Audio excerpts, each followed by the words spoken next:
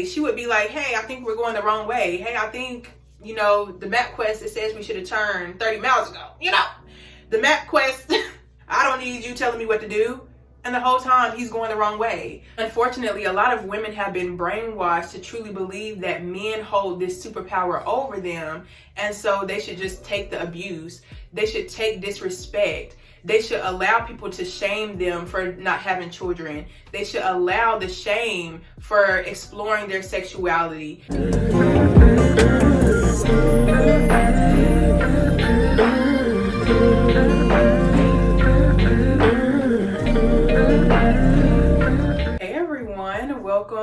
Welcome back to my channel. Wait, what do I used to say? Hold on, I forgot, hold on.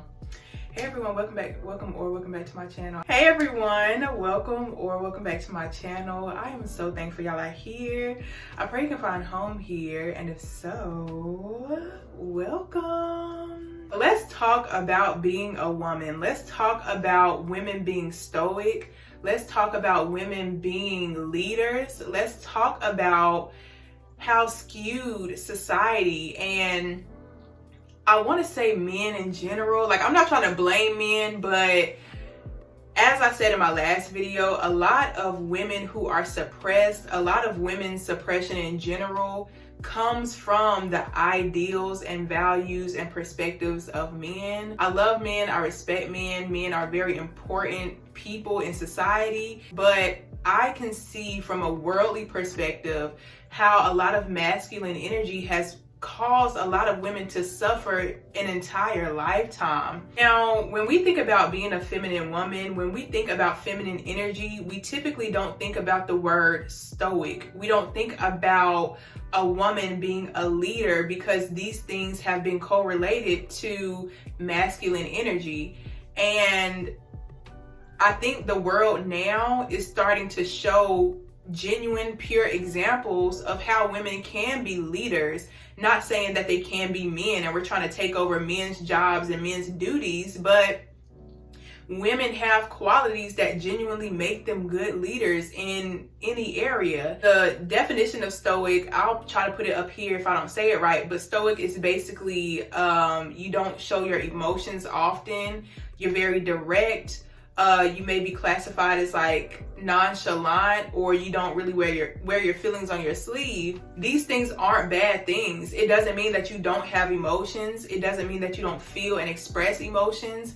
But to me, being stoic means I'm very direct. I can tell you what I need. I can tell you what doesn't feel good. I can tell you what's not working. I'm direct and to the point without letting my emotions take over and rage in order to get my needs met, or having these huge emotions all the time in order to get some type of need met. And so women can be just as stoic. Women can be just as good of a leader as a lot of men are. And unfortunately, these different characteristics again have been classified to men. And so people view women who have this energy as masculine, and oh, you're never going to be attracted to a man, and just all these different negative beliefs, which they're just beliefs. Beliefs doesn't mean they're truths. All these different beliefs put onto women who have taken control of their lives, who do see their value outside of just being a mother, just being a baby maker and being a wife. I think that's an amazing thing, an amazing quality and hat to wear. But we have to wake up to realize, women and men, women can wear many hats and still be just as valuable in every single one. As a woman, if I never get married or have children, I'm still just as valuable as if I did. And if I do decide to get married and have kids, I'm still just as valuable as when I was child free. So we have to let go of this narrative. It's a very unhealthy narrative that if you don't show wife qualities, if you don't act and behave in these exact ways that religion has taught you to act as a woman, you're not valuable, you're not worthy, you're never going to find a partner that's healthy for you, that's good for you. You don't deserve to feel sexy. You don't deserve to love your body. There are so many sneaky ways that society And a lot of the masculine energy is telling the feminine that you cannot possess qualities that we possess, even if it is natural, even if you're a natural born leader, even if you're naturally muscular, you're naturally a stronger woman, you're naturally more nonchalant and direct. You should not possess those qualities, because only men can be that. Only men can be the leader. Only men can tell the woman what to do. Men are the smarter sex. Men are the stronger sex in every way. I do believe that both men and women possess different qualities that benefit each other, but society is making it seem like men have some sort of superpower, some sort of connection to all the knowledge or God that women just don't have. And unfortunately, a lot of women have been brainwashed to truly believe that men hold this superpower over them, and so they should just take the abuse. They should take disrespect. They should allow people to shame them for not having children. They should allow the shame for exploring their sexuality. They should allow the shame that the masculine energy or misogynistic, I hope I'm saying that right, that misogynistic energy puts on women in order to keep us in these old, outdated shackles. Do y'all not realize that at one point in history, and y'all can look this up because I read it somewhere and I don't know where it's at, but at one point in history, they actually thought that a woman's pleasure, a woman being turned on, a woman orgasming was actually wrong. Like, a woman shouldn't do that. She needs to be fixed. Like, something is not right. Women shouldn't enjoy themselves. Women shouldn't have this amount of pleasure. And in some countries, I think it's a country in Africa, correct me if I'm wrong, but they actually destroy the clitoris of the woman because it's kind of a thing where she shouldn't enjoy pleasure. Like, anything that's good for her, anything that brings her happiness, a sense of connection to her body, destroy it.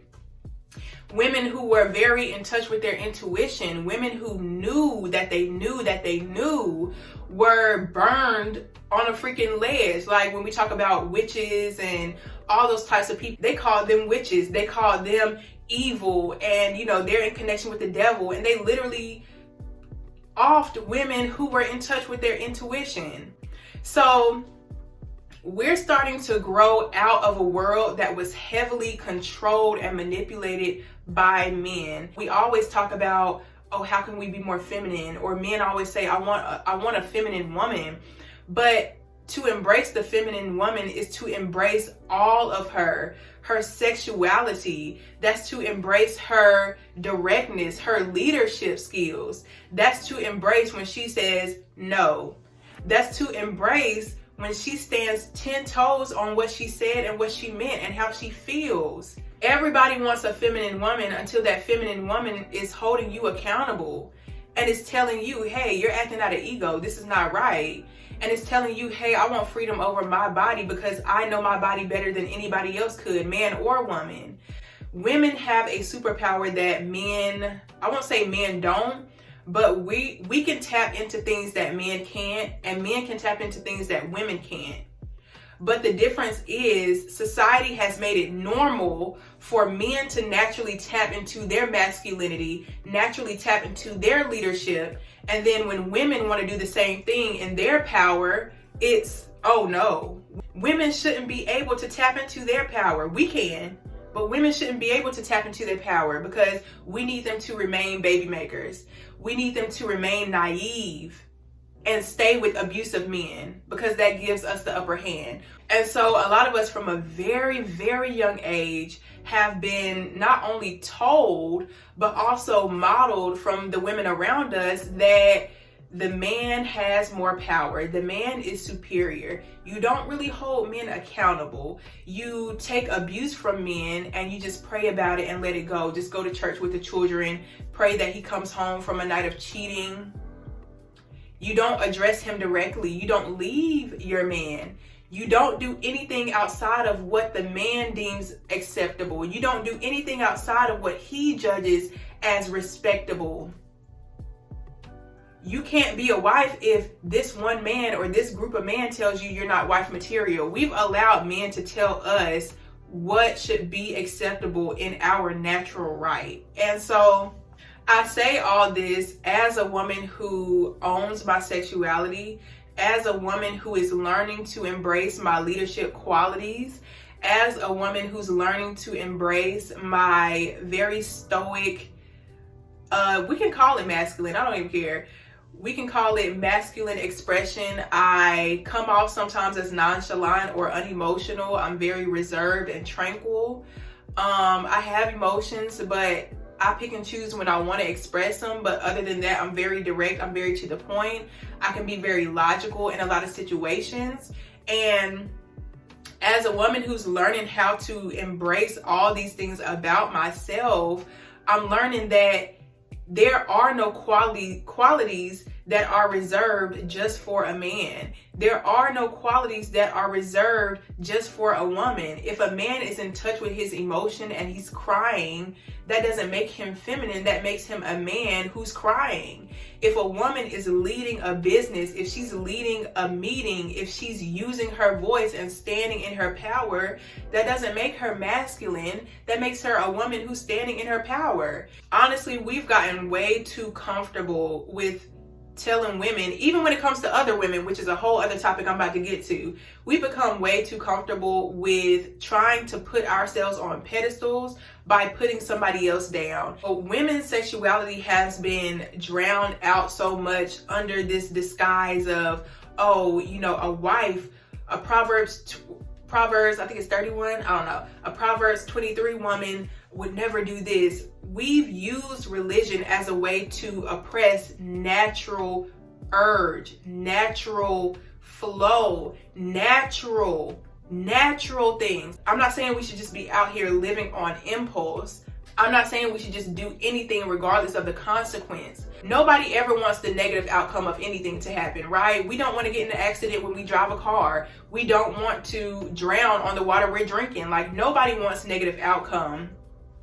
But what religion has done is taken women's sexuality and skewed it and made it this very unnatural, devilish, evil thing, so that we feel ashamed to feel pleasure. We feel shame to engage in anything that brings us happiness, anything that brings us a sense of fulfillment. And instead, we have this fear of not being a wife enough, not having wifely qualities, not being appealing to a man that's truly going to love us, going to hell, you know, being outcasted from the rest of the group. So many women have fallen victim to this same narrative where they start to put down other women. They start to hate other beautiful women. They don't even have to show their bodies, just beautiful women in general. You have women who hate other beautiful women because their husband might be looking at them. We've gone so long blaming women for the wandering eyes of men, for the lustful eyes of men, for the predatory eyes of men. We've had to suppress and crush and beat down and destroy all the beautiful varieties of femininity because of men who are predatory. And it's sad to say, but like, when will we hold the men accountable for being and being all these different things, instead of saying, oh, you should have covered up. Oh, you should have just picked better, chose a better mate. And I'm not saying that women have no responsibility. I will never say women have no responsibility and that it's all men's fault. But for many women, you have to go back and really understand why you blame yourself so much for your own oppression. Does it really make sense? Like, we have to start questioning ourselves and ask ourselves, does it really make sense? Do y'all not know how many women have been abused and raped who were fully clothed? A predatory man will be a predator no matter what type of clothes she's in, because it's his mental. It's what he's seeing in his mind. A man who is abusive to women will be abusive to the most submissive woman. It's not her fault, oh, she's not submissive enough. She deserved disrespect. She deserved to be put down because she's this certain weight, or she's too emotional, or she's too masculine, so she deserves abuse. When will we stop and look at what the hell we're actually talking about and believing? because the things we are believing are so toxic, are so unnatural. We're constantly letting men off the hook because men, for the most part, up until this point, up until I want to say like this century, I could be wrong, I'm kind of just throwing a time out there, but like for a very long time, men have been able to dictate, to make the rules, to lead the way, even when it wasn't the most healthy for either party. And women have taken the role of being submissive, not saying anything, not stepping on anybody's toes, because the man's ego can be so sensitive, that word that they always want to use. A man's ego can be so sensitive that he don't even want to hear what you got to say. Y'all can be literally driving into a lake and he's like, I know where I'm going. And let me give y'all an example. My mom used to date this guy, not to tell too much of her business, but my mom used to date this guy, and when we went on a road trip, he would basically let it be known that he knows the way. He knows how to get there. He don't need no directions. You know, he don't need all that. And so my mom would be in the passenger seat and she would have the directions. I can't remember if it was like MapQuest or if she was using her phone back then, but either way, she would be like, hey, I think we're going the wrong way. Hey, I think, you know, the MapQuest, it says we should have turned 30 miles ago. You know, the MapQuest, what is it called? Waze, Apple Maps, it's saying we should have turned 2 minutes ago. It's saying turn right here. I said go here. And he's just like, I know where I'm going. I know what I'm doing. I don't need you telling me what to do. And the whole time he's going the wrong way. The whole time now an extra 2, 3, 4 hours are being added onto this road trip because he don't want to take the direction of a woman. Oh, a woman can't lead. A woman shouldn't tell a man what to do. That ego is what gets so many men in trouble, and it's going to continue to get a lot of men in trouble because they think listening to a woman is being feminine. They think listening to a woman is below them. Again, I've never had a negative outlook on men. Like I've never been, I don't need a man, or you know, I hate men. Men ain't. I've never been that type of woman, and I never will be. But I'm gonna call out the truth every time, whether it's on the man's side or the woman's side. I don't give a damn. The truth is the truth. So, I'm telling y'all this story to say, men don't always know the answers. We still have to see the human part of men and stop putting your trust and your life in the hands of a man just because he's a man. Stop desiring a relationship with any man just so that you don't look like you're single and lonely. Stop restricting yourself from pleasure just because you've been told your pleasure doesn't matter and you need to be the purest of the pure to get any valuable man. That's a damn lie. We need to actually start questioning, why do we believe these things? Again, are they helping us or are they hurting us and restricting people from acting in a way that's intuitively right for them? So I'm gonna go ahead and end this video here because I need to get ready. But if you made it to the end of this video, I am so thankful, and I will see y'all in the next one. Bye.